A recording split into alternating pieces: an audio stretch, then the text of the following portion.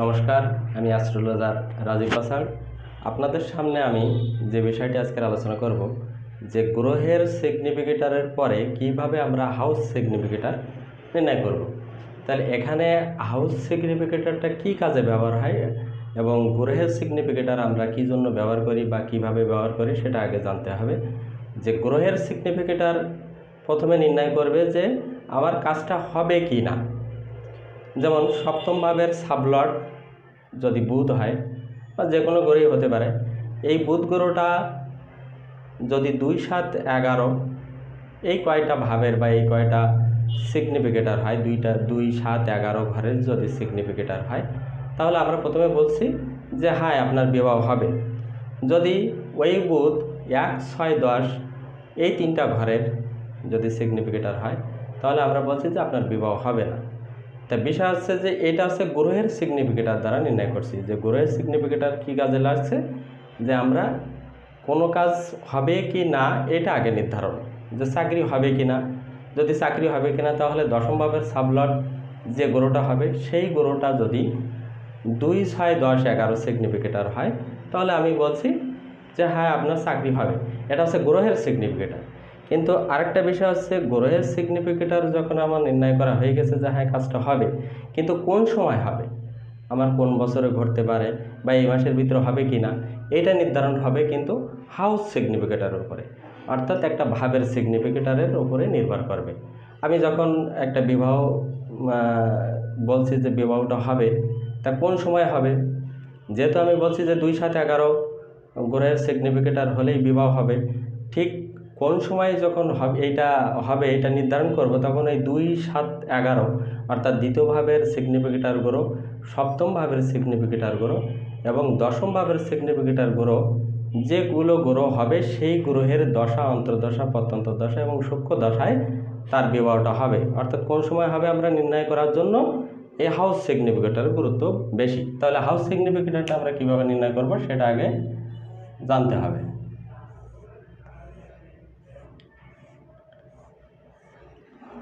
প্রথমে আমরা বেসিক সূত্র যেটা, যে গ্রহের সিগনিফিকেটারের দ্বারাই হাউস সিগনিফিকেটার নির্ণয়। যেমন লগ্ন আছে এখানে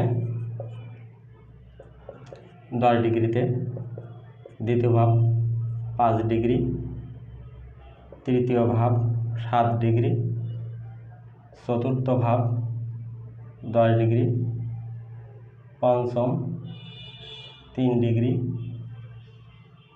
ষষ্ঠ 12, সপ্তম 15 না, সপ্তম আছে 10 ডিগ্রি। অর্থাৎ ষষ্ঠ ভাব পর্যন্ত বিভিন্ন ডিগ্রি হবে, সপ্তম ভাবের থেকে তার সপ্তমের যে ডিগ্রিটা থাকবে সেটার উপরে নির্ভর করবে। তাহলে এখানে অষ্টমে দ্বিতীয় ভাবের যে ডিগ্রি 5 ডিগ্রি, নবমের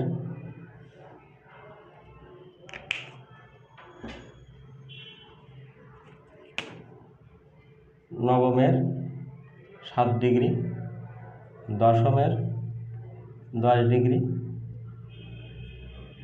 একাদশের 3 ডিগ্রি, দ্বাদশের 12 ডিগ্রি।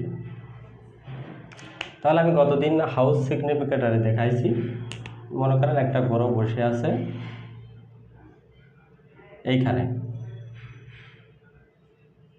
বুধ বসে আছে 11 ডিগ্রিতে, শুক্র বসে আছে 5 ডিগ্রি, বৃহস্পতি বসে আছে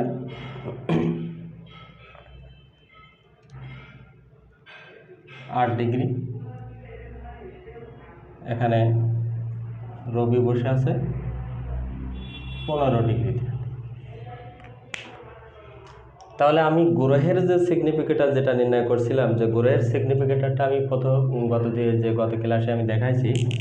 যেমন রবির সিগনিফিকেটার,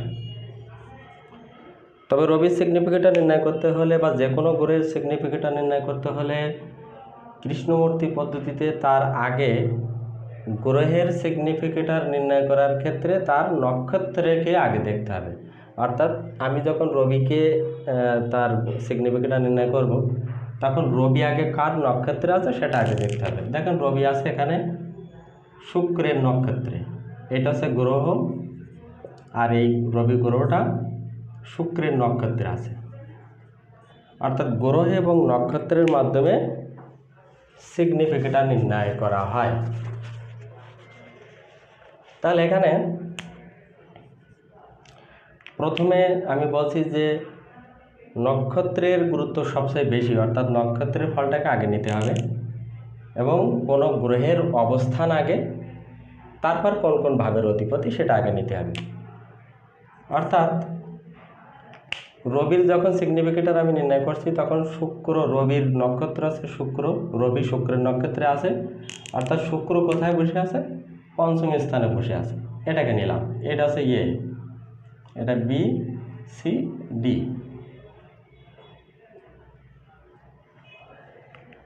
এবং সে কোন কোন ভাবের অধিপতি, অর্থাৎ শুক্র কোন কোন ভাবের অধিপতি, শুক্র তৃতীয়, দশম, সেটা লিখতে হবে সিতে, তৃতীয়, দশম। এবার নক্ষত্র পরে গ্রহকে আসতে হবে, অর্থাৎ রবি কোন স্থানে বসে আছে? রবি বসে আছে নবমে, সে কোন ভাবের অধিপতি? 1 নম্বর ভাবের অধিপতি। ঠিক একইভাবে যখন আমরা শুক্রকে বৃহস্পতিকে নিচ্ছি, মনে করেন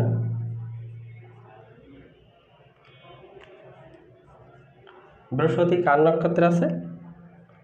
মনে করেন এখানে রাহুর নক্ষত্রে আছে, আর রাহু এখানে বসে আছে 12 ডিগ্রিতে, কেতু এখানে 12 ডিগ্রিতে। তাহলে রাহু কোন ভাবে বসে আছে? প্রথমে নক্ষত্রকে নিতে হবে, প্রথমে নক্ষত্রকে নিতে হবে, সেই নক্ষত্রের অবস্থানটা আগে নিতে হবে, তারপর সে কোন কোন ভাবের অধিপতি। তাহলে রবি এখানে, রাহু, বৃহস্পতি আছে রাহুর নক্ষত্রে, তাহলে রাহু কোথায় বসে আছে? রাহু বসে আছে দশমে, এই দশমে নিলাম। এখন রাহু এবং কেতুর, আমি আগেই বলছি যে রাহু এবং কেতুর কোনো নিজস্ব ঘর নাই, তাই তাদের রাশিপতিকেই অধিপতি হিসেবে নেওয়া হবে। তাহলে রাহু যে ঘরে বসে আছে, অর্থাৎ শুক্রের ঘরে, শুক্রের কে আমরা অধিপতি ধরব, অর্থাৎ রাহু কেতুর নিজস্ব ঘর না থাকায় ওরা যে রাশিতে বসে থাকবে সেই রাশিপতিরকেই আমরা অধিপতি হিসেবে ধরা হচ্ছে। তাহলে সেক্ষেত্রে আমরা রাহুকে যখন নিচে, তাহলে বৃষ রাশির অধিপতি শুক্র, তাহলে শুক্র কোথায় বসে আছে? শুক্র কিন্তু বসে আছে পঞ্চমে, সে কোন কোন ভাবের অধিপতি? সে 3 এবং 10-এর অধিপতি, 3, 10। এখন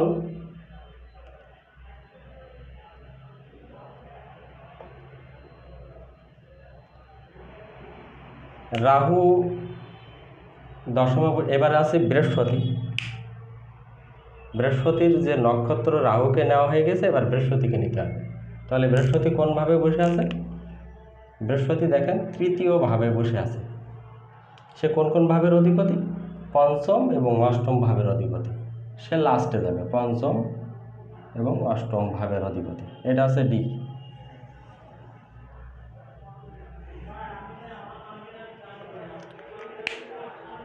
তাহলে এইটা হচ্ছে গ্রহের সিগনিফিকেটার। ঠিক একইভাবে যখন আমি শুক্রকে নিচ্ছি, যে গ্রহের সিগনিফিকেটার, শুক্রের সিগনিফিকেটার আমি যখন নিচ্ছি, তখন শুক্র আছে মনে করেন কেতুর নক্ষত্রে। তাহলে শুক্র কেতু নক্ষত্রে থাকায় কেতু প্রথমে কোথায় বসে আছে? সে চতুর্থ ভাবে বসে আছে। সে কোন কোন ভাবের অধিপতি? সে তো নিজস্ব ঘর নেই বিদায় তার মঙ্গলের অধিপতিকেই ধরতে হবে, অর্থাৎ মঙ্গলের অবস্থানকেই ধরতে হবে। তার মঙ্গল মনে করেন এইখানে বসে আছে, মঙ্গল 4 ডিগ্রিতে। তাহলে মঙ্গল এখানে, যেহেতু প্রথমে কেতুকে নিচ্ছি, এই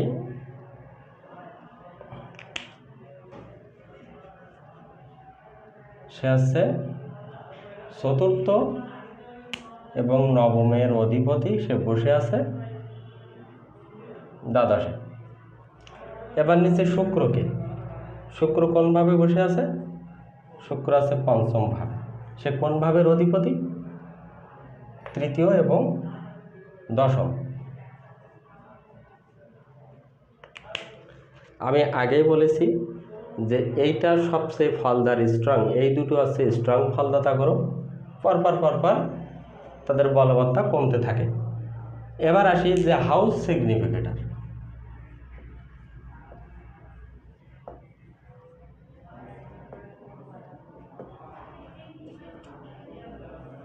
যে গ্রহের সিগনিফিকেটর পরে আমরা কিভাবে হাউস সিগনিফিকেটর নির্ণয় করব।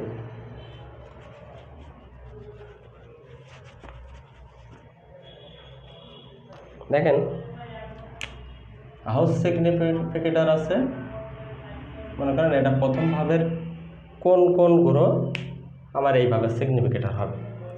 তো এখানে 1 নম্বর দেখেন কোনো গ্রহই আছে, রবি আছে, দেখেন 1 নম্বর, অর্থাৎ রবি আছে 1 নম্বর ভাবের সিগনিফিকেটর। 2 নম্বর ভাবের দেখেন 2 কোনো সিগনিফিকেটরের ভিতরে নেই, অর্থাৎ আমি এই 3টে গ্রহের ভিতরে কোনো গ্রহ দ্বিতীয় ভাবের সিগনিফিকেটর না। তৃতীয়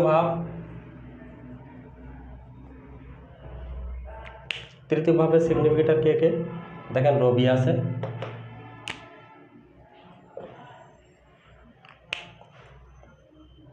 বৃহস্পতি আছে,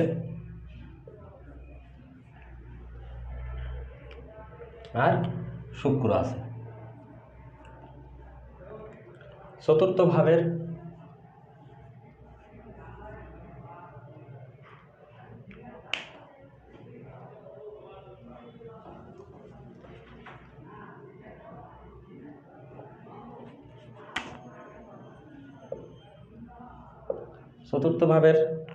কে আছে? দেখেন চতুর্থ ভাবে বসে আছে শুক্র। পঞ্চম ভাবের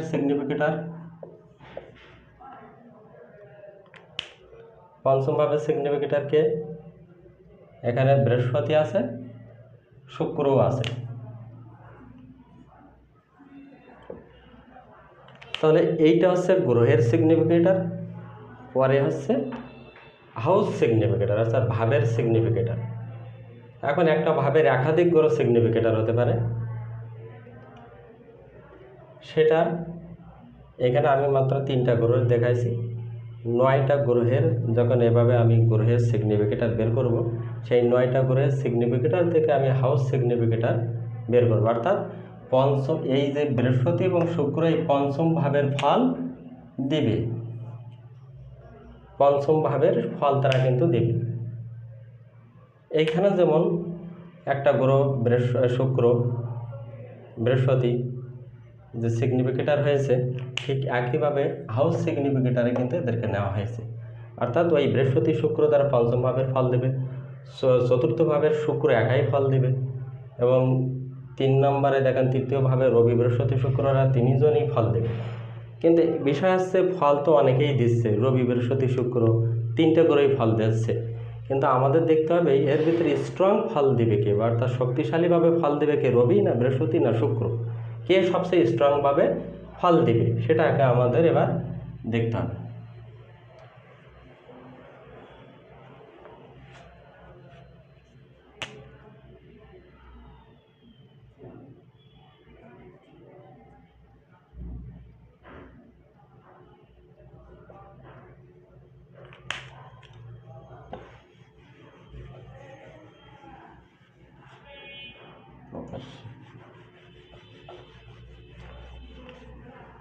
যে এতক্ষণ আমরা দেখছি যে হাউস সিগনিফিকেটর কিভাবে নির্ণয় করতে হয়, গ্রহের সিগনিফিকেটর থেকে হাউস সিগনিফিকেটর।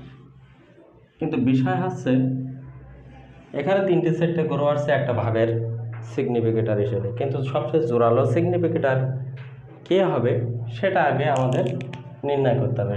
তার প্রথম সূত্র আসছে যে আমরা একটা ভাব বিচার করব, মনে করেন সপ্তম ভাব বিচার করছি, এই সপ্তম ভাবের সবচেয়ে স্ট্রং গ্রহ কে সেটা আগে আমাদেরকে দেখতে হবে। তাহলে সবচেয়ে স্ট্রং গ্রহ মনে করেন যে সপ্তম ভাব আমি বিচার করছি, এই সপ্তম ভাবের সবচেয়ে স্ট্রং ফলদাতা গ্রহ বা ফলদায়ী গ্রহ কে সেটা আগে আমাদের নির্ণয় করতে হবে। তা এখানে প্রথম সূত্র আছে ভাবস্থ গ্রহের নক্ষত্রে যে গ্রহ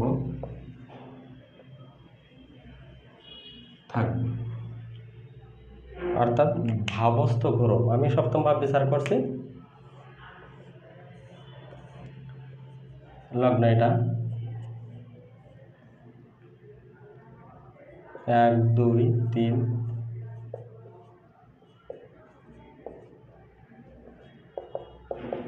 এই সপ্তম ভাবে বসে আছে বৃহস্পতি, আর চন্দ্র এখানে বসে আছে 16 নম্বর নক্ষত্রে, এইখানে মঙ্গল বসে আছে 25 নম্বর নক্ষত্রে। তাহলে এখানে বলছে যে ভাবস্থ গ্রহের নক্ষত্রে যে গ্রহ থাকবে, আমি সপ্তম ভাব বিচার করছি, এই সপ্তম ভাবের সবচেয়ে স্ট্রং ফলদাতা গ্রহকে তাকে দেখতে হবে। কিভাবে? যে এই সপ্তম ভাবে কে বসে আছে? বৃহস্পতি।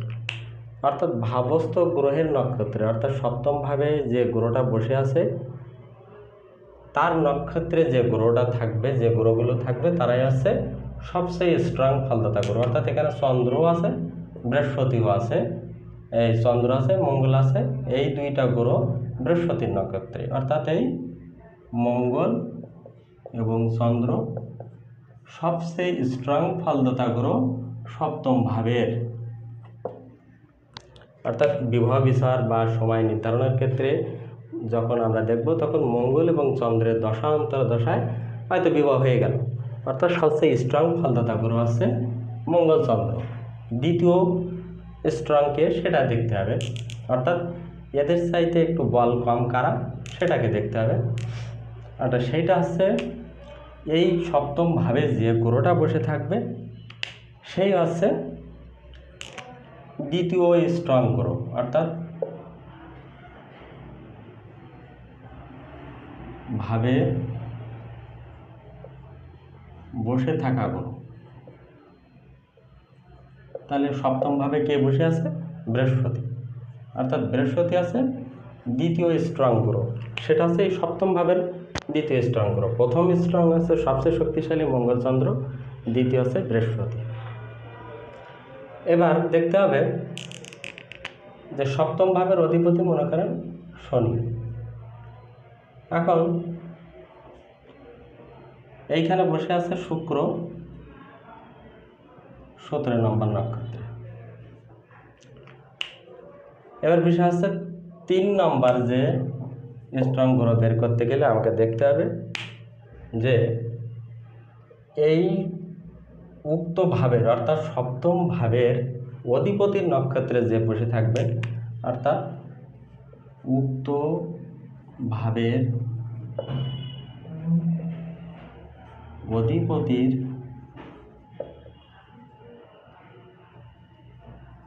নক্ষত্রে যে গ্রহ থাকবে তাদের উক্ত ভাবের অধিপতিকে, অর্থাৎ সপ্তম ভাব, যেহেতু আমি বলছি সপ্তম ভাব বিচার করছি, তাহলে সপ্তম ভাবের অধিপতি শনি।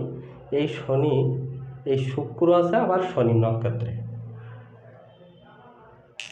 তাহলে শুক্র আছে 3 নম্বর স্ট্রং, আর চতুর্থ আছে সপ্তম ভাবের অধিপতিকে, অর্থাৎ উক্ত ভাবের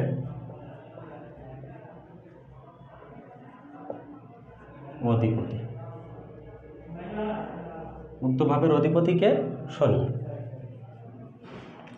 তাহলে এখানে প্রথমে দেখছি যে সপ্তম ভাবের, এই সপ্তম ভাবের সবচেয়ে স্ট্রং ফল দেবে কারা? মঙ্গল চন্দ্র।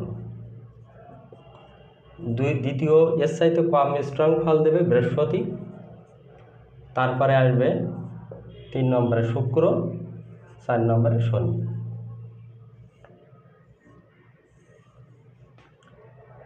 অর্থাৎ এই মঙ্গল, চন্দ্র, বৃহস্পতি, শুক্র, শনি এদের দশা অন্তর্দশায় বিবাহ হতে পারে।